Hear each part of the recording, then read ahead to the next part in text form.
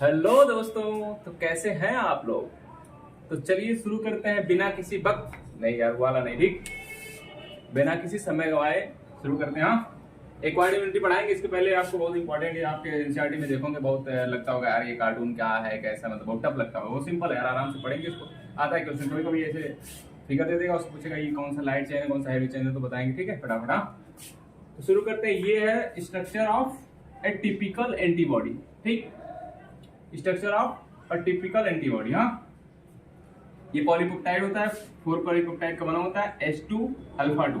हाँ, H2 मतलब heavy, H मतलब हैवी, L मतलब लाइट। ठीक है, हाँ बताएंगे, देखेंगे। ठीक है, ये देखिए मैं बनाऊँ, ये देखिए थोड़ा सा बड़ा है ना, हैवी, इसलिए इसको हैवी। सिंपल है यार, वही टफ लगता है, टफ नहीं सिंपल। ये देखो ये बड़ा है, इसको हैवी बोल दिया H2। ठीक है, 1 2। हाँ, ये लाइट है, छोटा है, ये लाइट। ठीक, सिंपल। हाँ, लिखा भी है देखो, हैवी चेन बड़ा वाला, हाँ, लाइट चेन छोटा वाला। ठीक, अब देखिए ये दोनों चेन जो होता है सल्फाइड बॉन्ड से जुड़ा होता है। ये क्वेश्चन पूछा है आपके, वो अमेरिकन लिली कंपनी जो इंसुलिन बनाती थी उसमें भी ऐसा सल्फाइड बॉन्ड से जुड़ा होता है, क्वेश्चन पूछा है काफी। तो ये भी सल्फाइड बॉन्ड से, डाइसल्फाइड बॉन्ड से जुड़ा होता है। ठीक है, मैं कहीं पे लिखा भी हूँ शायद डाइसल्फाइड बॉन्ड, चलो नहीं लिखा हूँ तो आप समझ लेंगे इसको। ये है डाइसल्फाइड बॉन्ड से जुड़ा हुआ, ठीक है, डाई सल्फाइड बॉन्ड।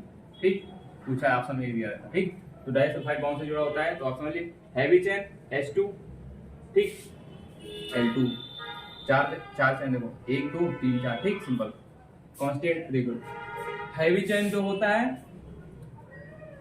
ये देखिए हैवी चेन का सिंपल सा ये देखेंगे आप, दोनों का कांस्टेंट रीजन होता है। देखिए ये जो इसका ये रीजन है, यहाँ से उसको अलग कर दिया। ये वेरिएबल मतलब बदलता रहता है बैक्टीरिया को मारने, एंटीजन को मारने के लिए। ठीक है, और ये हमेशा कांस्टेंट रहता है लाइट चेन का, ये वाला पार्ट और इसका ये वाला पार्ट। ठीक है, तो ये पार्ट और ये पार्ट ये कांस्टेंट रहता है, ऐसे उसमें भी हो, याद रखेंगे, भूलेंगे नहीं। ठीक है, और वेरिएबल कौन रहता है, इसके इधर वाला। ठीक है, variable region of the heavy chain.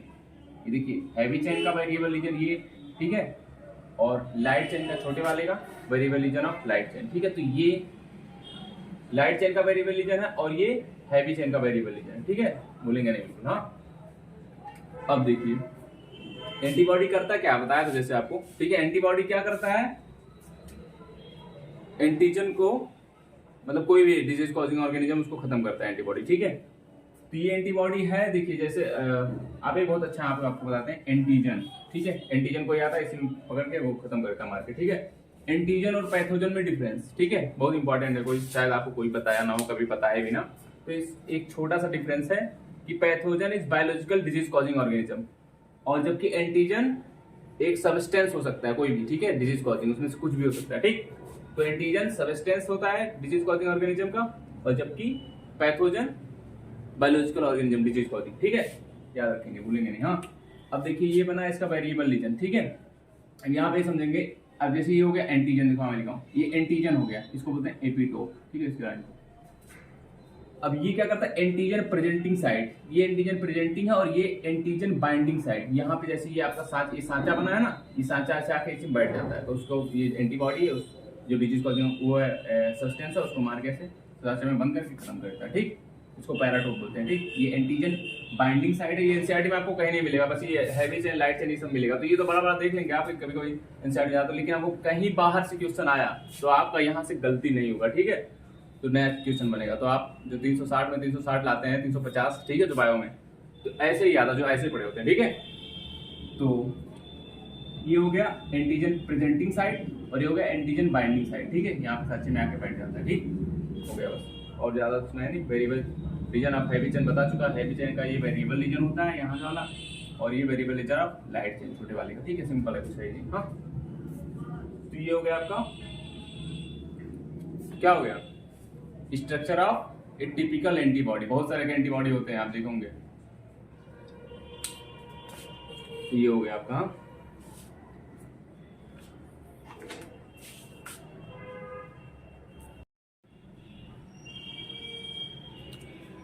तो चलिए देखिए, अभी मैं बताया कार्टून एक बना के एंटीबॉडी का बढ़िया से अच्छे से बताया। अब इसके बाद देखते हैं। ठीक, अब देखिए सबसे पहले अब हमारे बॉडी में कोई पैथोजन इंकाउंटर किया पहली बार, तो उसको हम कहते हैं तो पैथोजन कोई भी डिजीज कॉजिंग ऑर्गेनिज्म, समझते हैं इसका डिफिनेशन। हाँ, एनकाउंटर किया फर्स्ट टाइम, रिएक्शन की हमारी बॉडी रिएक्शन दी उसको फर्स्ट टाइम, फर्स्ट मतलब पहली बार, प्रथम, ठीक है, प्राइमरी मतलब भी प्रथम, तो उस रिस्पांस को हम क्या बोलेंगे, प्राइमरी रिस्पांस। सिंपल सा पढ़ेंगे, देखो बहुत एग्जाम बहुत इजी वे में पढ़ा रहा हूँ, एकदम अच्छे से पढ़ेंगे, बिल्कुल आपको हमेशा तैयार रहेगा। हाँ, क्वेश्चन बाहर नहीं जाएगा, फिर से बोल रहा हूँ, ठीक है।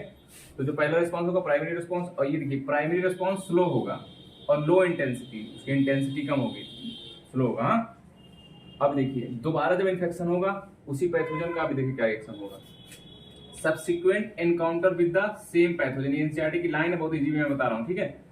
एक पैथोजन आया, पहले रिएक्शन हमारी बॉडी की, ठीक है, उसको मारने के लिए जितना अपना हो सका, लेकिन लो इंटेंसिटी का था, फिर वही पैथोजन दोबारा आया तो उसको मारने के लिए उसको पहले पता था मेमोरी सेल है, आपको पता है, ठीक है, तो मेमोरी सेल आपको पता होगा, ठीक है बेटा आओ, तो उसको पता होगा। तो फिर उसके बाद जब दोबारा आया और सब्सिक्वेंट वही पैथोजन, दोबारा दूसरा कोई आता रूप बदल के तो हो सकता है ये हो जाता, लेकिन वही पैथोजन आया, दोबारा जो रिस्पांस हुआ हाईली इंटेंसिफाइड एंड सेकेंडरी, उसको बोलेंगे हाईली, मतलब वो बहुत तेजी से होता है, हाईली इंटेंसिफाइड बहुत तेजी, सेकेंडरी एनसीईआरटी में एक लाइन लिखे एनामनेस्टिक रेस्पॉन्स, मतलब बहुत तेजी से होता है, ठीक है, तो दोबारा वही पैथोजन एंटर करता है, ठीक है। जैसे आप पहली बार आपको कोई धोखा देता है तो उसका ठीक है कोई स्लो, आपका रिस्पॉन्स ठीक है जैसा, तो जो दोबारा रिएक्शन होता है वो काफी तगड़ा होता है, इसलिए एक बार जिस पेशेंट से हो जाएंगे, पेशेंट नहीं मतलब कोई भी हो आपसे तो हो जाएगा, तो दोबारा आप संभल के रहें। हाँ, तो हाँ, प्राइमरी रिस्पॉन्स सेकेंडरी रिस्पॉन्स, ठीक है, एनामनेस्टिक होता है बहुत तेजी से होता है, ठीक। अब देखिए यहाँ पे सब लाइन लिखी उसने, द रेस्पॉन्स, ये जो दोनों रेस्पॉन्स हुआ प्राइमरी और सेकेंडरी, ठीक है, the response are produce with the help of lymphocyte, और ये रेस्पॉन्स जो प्रोड्यूस हो रहा है प्राइमरी सेकेंडरी, ये किस के हेल्प से हो रहा है, बी लिम्फोसाइट और टी लिम्फोसाइट, ठीक है, इसी के रेस्पॉन्स से हो रहा है ये बच्चा रेस्पॉन्स प्रोड्यूस। अब इसके बाद देखिए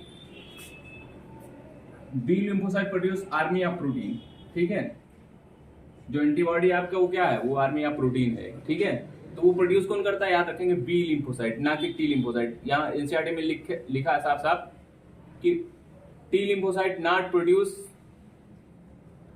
देम, मतलब एंटीबॉडी को प्रोड्यूस नहीं करता टी लिम्फोसाइट, हेल्प करता है बी लिम्फोसाइट को कि आप भाई प्रोड्यूस करो एंटीबॉडी, ठीक है, तो ये हेल्प करता है कौन, टी लिम्फोसाइट, ये तो लिखा मैं, T lymphocyte help in the production of किसके, एंटीबॉडी के, जबकि बी लिम्फोसाइट एक्टिवली इन्वॉल्व होता है प्रोडक्शन ऑफ एंटीबॉडी के, ठीक है, तो प्रोड्यूस करता है बी लिम्फोसाइट और हेल्प करता है थोड़ा सा टी लिम्फोसाइट, याद रखेंगे बिल्कुल भूलेंगे नहीं, ठीक है। जैसे कोई मूवी बना ऐसा कि उसमें वो प्रोड्यूस कर रहा प्रोडक्शन, तो आप उस प्रोडक्शन में आप हेल्प कर दिए, ठीक है, तो हेल्प कौन कर रहा है, आप टी लिम्फोसाइट आप में, ठीक है, टी लिम्फोसाइट, ठीक, याद रखेंगे। हाँ, टी लिम्फोसाइट हेल्प करता है, बी लिम्फोसाइट प्रोड्यूस करता है, ठीक है, हो गया सिंपल सा। हाँ,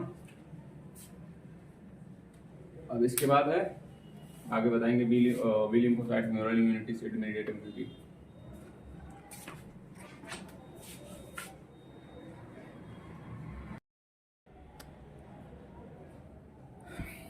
तो चलिए देखिए बहुत ही इंपॉर्टेंट टॉपिक, बहुत बार पूछा है, बहुत बार अभी बताएं।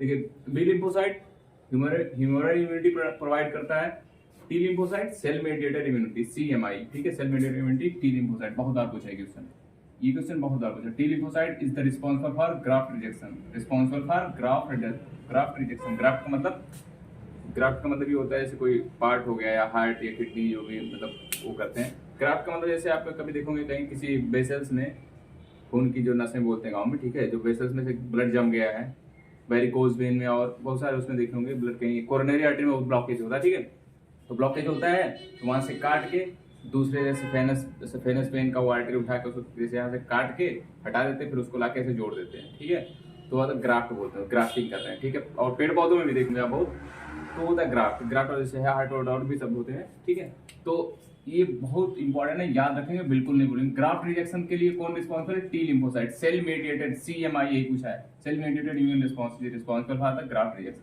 ठीक है। B lymphocyte humoral immunity, humoral का मतलब होता है फ्लूइड जैसे ब्लड मेनली होता है, ठीक है। अब देखिए ट्रांसप्लांटेशन के लिए, ट्रांसप्लांटेशन का मतलब क्या होता है, किसी जैसे हार्ट को, आपको हार्ट खराब हो गया तो उसको बदलना, किडनी खराब हो गया तो उसको बदलना, ठीक है, जैसे बहुत भी देखोगे हार्ट, किडनी, आईज सब ट्रांसप्लांट होता है, ठीक है। हर्ट जो मैं हर्ट बोल रहा हूँ, it is not hurt, it is heart, मैं कार्डियोलॉजी टेक्नीशियन का कोर्स कर रहा था, तो इसमें सर बताए थे, हमारे एक सर थे तुषार सर, तो देखो बताए थे, इसमें सिंपल सा एक प्रोनाउंसिएशन बता रहा हूँ छोटा सा। It is not hurt, hurt मतलब चोट पहुंचाना, ऐसे किसी ने आपको चोट पहुंचाया हो ठीक है, समझ रहे होंगे, हमें किसी ने चोट पहुंचाया, मैं बार बार चोट का नाम ले रहा हूँ, ठीक है। तो hurt, it is not hurt, it is heart, pronounce करते हैं हार्ट, ठीक है। तो हार्ट, आई, किडनी ट्रांसप्लांटेशन जो भी होता है उसके लिए बहुत एसेंशियल होता है क्या, टिश्यू मैच करेंगे, ठीक है। ऐसे किसी का भी नहीं मतलब लाके वो दे देंगे, ठीक है, या किसी और। तो एक क्वेश्चन बनता है कि मतलब क्या हम कि मतलब किसी का भी मतलब किसी एनिमल का या किसी भी का भी ऑर्गन ट्रांसप्लांट कर सकते हैं, तो क्या नो, ठीक है। मतलब ये बहुत ही मतलब जरूरी है, वो कुछ किस्म में करते भी, लेकिन ये बहुत जरूरी है, वो आपके लिए बहुत अच्छा होगा कि पहले टिश्यू मैच कर लें, ब्लड ग्रुप मैच कर लें, ठीक है, ये हो गया। इवन आफ्टर दिस, हाँ टिश्यू मैच करें, ब्लड भी मैच कर लें, उसके बाद भी आपको even after this patient have to take immunosuppressive agent, patient को इम्यूनोसप्रेसिव एजेंट, जैसा आप देखे होंगे उसमें माइक्रोब्स चैप्टर में देखा होगा। ये क्वेश्चन यार बहुत बार लगातार 5-6 साल क्वेश्चन में आप पेपर उठा के देख लेंगे, लगातार पूछा है कि साइक्लोस्पोरिन ए इम्यूनोसप्रेसिव एजेंट है, ये किससे बनाया जाता है, आपको याद होगा, याद कर लेंगे, नहीं याद होगा किससे, इसका नाम है साइक्लोस्पोरिन, ये बनाया जाता है ट्राइकोडर्मा पालिस्पोरम, बिल्कुल याद रखेंगे, इसका नाम है स्पोरिन, स्पोरम, तो ऐसे ऐसे करके मतलब बिल्कुल भूलेंगे नहीं। साइक्लोस्पोरिन, ट्राइकोडर्मा पालिस्पोरम, वो क्या है, फंजाई, उसी फंजाई से बनाया था साइक्लोस्पोरिन है इम्यूनोसप्रेसिव एजेंट। इम्यूनोसप्रेसिव एजेंट का मतलब क्या समझते हैं, सिंपल सा, इम्यूनिटी को सप्रेस कर देता है। जैसे हमारे बॉडी का क्या फंक्शन होता है कि हमारे बॉडी की कोई फॉरेन पार्टिकल आया बाहरी, कोई जैसे डिजीज कॉजिंग कोई भी बैक्टीरिया जो डिजीज कॉज करता है, तो फॉरेन पार्टिकल आया तो हमारी बॉडी उसको खत्म करने की सोचती है कि यार खत्म करो, बाहर आ गया, हमको बीमारी करेगा, ठीक है। तो वही कंसेप्ट इसमें भी होता है।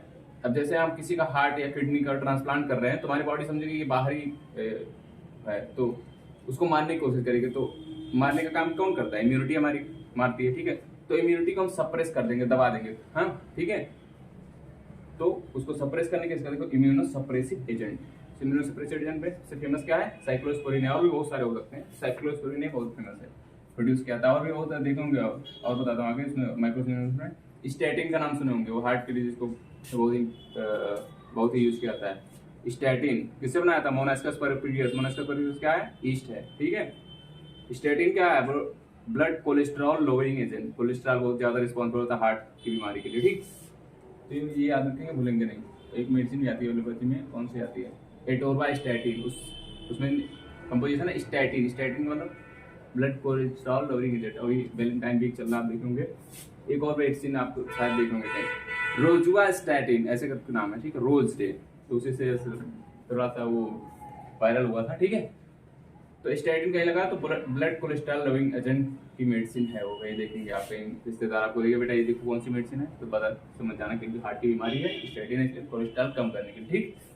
तो याद रखेंगे। ट्रांसप्लांटेशन, ट्रांसप्लांटेशन का एक और बहुत अच्छा केस देखेंगे, लालू प्रसाद यादव साहब की बेटी, क्लोज रिलेटिव्स का वो जो ट्रांसप्लांट करेंगे तो और सक्सेसफुल होता है, ठीक है। और नहीं हो क्लोज रिलेटिव ऐसे करेंगे तो कभी कभी हो सकता है कि ट्रांसफर रिजेक्ट हो जाता है, कहने इनका लगवाए थे फिर से वो मतलब सही एक्सेप्ट नहीं किया बॉडी, ठीक है।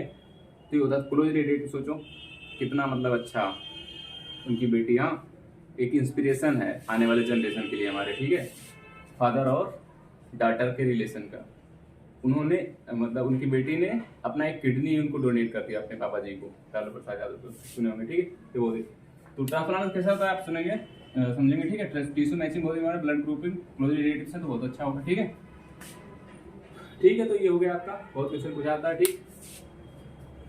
चलिए ठीक है, फिर मिलते हैं अगले क्लास में, तब मस्त रहें, पढ़ते रहें, हाँ। और एक बात फिर से बता देता हूँ, आप स्टूडेंट लाइफ में आप पढ़ रहे हैं, जितना पढ़ेंगे यार उतना खुश रहेंगे, ये बात याद रख लेना, ठीक है। और नहीं पढ़ना है तो जाओ काम करो मस्त, अपने पापा का बिजनेस में हाथ बताओ, जो भी चीजें हैं, ठीक है। पढ़ना है तो अच्छे से पढ़िए स्टूडेंट लाइफ में, ठीक है। जितना पढ़ेंगे उतना खुश रहेंगे, उतना सक्सेस होंगे, ठीक। याद रखेंगे, बहुत इंपॉर्टेंट है, हाँ। Okay bye, take care.